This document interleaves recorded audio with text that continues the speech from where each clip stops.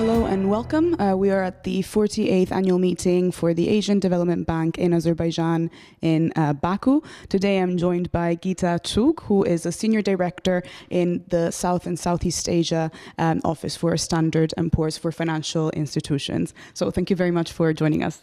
Pleasure joining you today. So first of all, I know that one of your biggest expertise is in the Indian banking sector.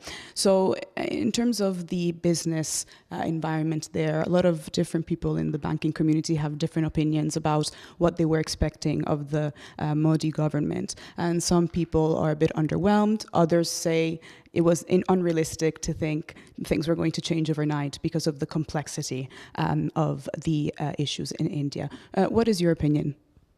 I agree with the latter group that India has a complex number of issues which need to be resolved over a period of time. I think the Modi government has taken a number of right steps. They're trying to ease doing the business in the country. They're focusing on improving the governance and transparency in the country, and they've taken a number of steps. They have, in fact, started an allocation of. They've started basically auctioning of the natural resources in the country. So that's one important step that will increase the transparency in the country. They are also they're also reducing the red tape in the country.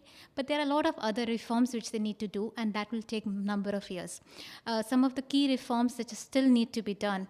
The first one that comes to my mind is land acquisition. Now that's a hot potato, and it's really difficult how they will sort that one out. The other ones, which are the important ones and need to be sorted, include the labor issues, the taxation issues. Then there are issues around for the infrastructure sector, where they really need to ensure the fuel availability for infrastructure companies. So there is a myriad number of issues which which this government needs to resolve. And given the complexities and the political challenges, we think it will take some time before these issues can be sorted out. In our opinion, the corporate sector will start to benefit from these reforms only over a period of next 1 to 3 years, that these reforms will really percolate down and make a material difference on the ground. I see. So it'll take a bit of time, basically, to reap the benefits. Another key issue in the Indian banking sector at the moment is the non-performing loans situation. And I know that Standard & Poor's has just released data and research on this topic, and it seems to be a bit bleak. Could you please tell me what you found and what your expectations are? Sure. As I said, the reforms are in the right direction, but the pace of reforms is slow, and understandably so, because of the huge complexities involved in resolving these issues. So we do expect that the non-performing loans of Indian banking sector will continue to rise, though the pace of increase will be slower than the last few years.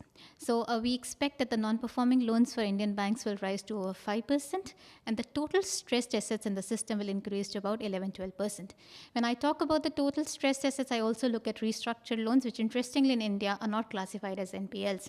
It will change from the 1st April of this year, but at least for the last year's numbers, they're not classified as non-performing loans. So the overall stock of stressed assets in India is fairly high and is rising, and we expect it to go to about 11-12%.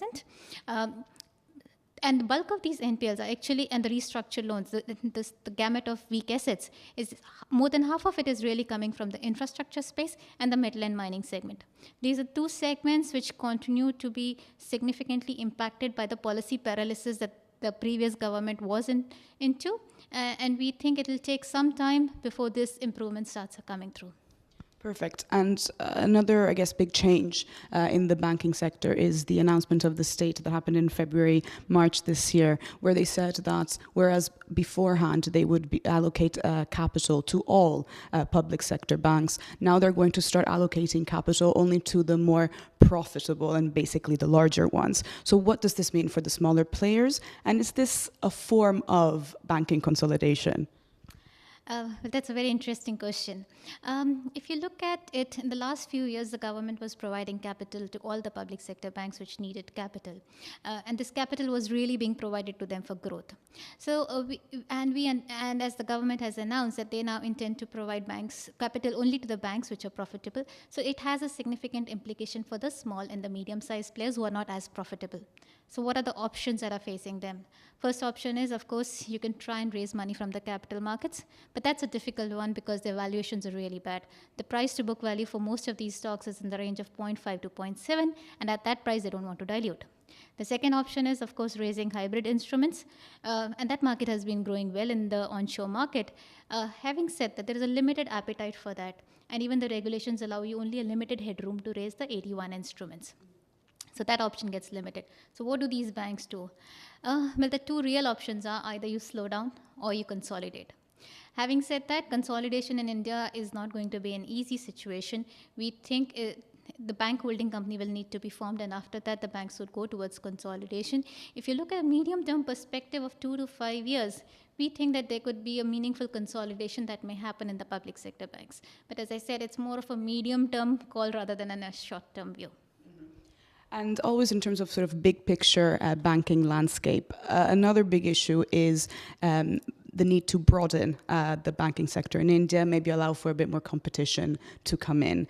But at the same time, it is clear that the regulator is a bit wary, for example, of giving corporates banking licenses. And also the number of licenses that are given out on a yearly basis are quite limited. I think last year it was around 2. So what do you think about the idea of letting corporates in and the necessity of broadening the banking sector in India? Well, Indian banking sector is fairly fragmented with over 80 plus commercial banks. So in terms of really the number of banks, I think it's rather too fragmented. At the same point of time, it's interesting to know that the banking penetration is fairly low in India as well.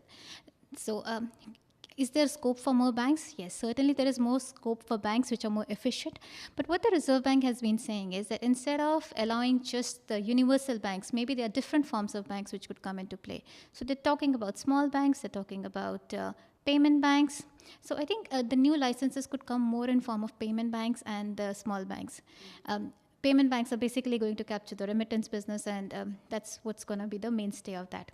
In that space, we think that there could be a few corporate houses which would get some licenses. The post office could get a payment bank license. So we expect that more licenses will come into the Indian banking sector in the next few years, but it will take time for them to get a meaningful size.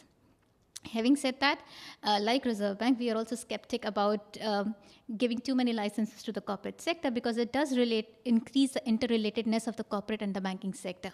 And it could lead to a contagion impact on the banking sector if there are too many related party transactions.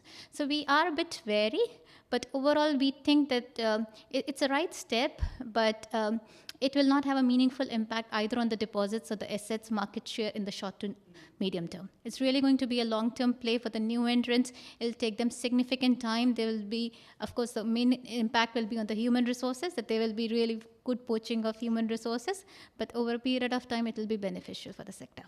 Perfect. So I guess it's a very exciting time for India, both on the government side and the banking sector side. Thank you so much for your time today. Thank you. Pleasure meeting.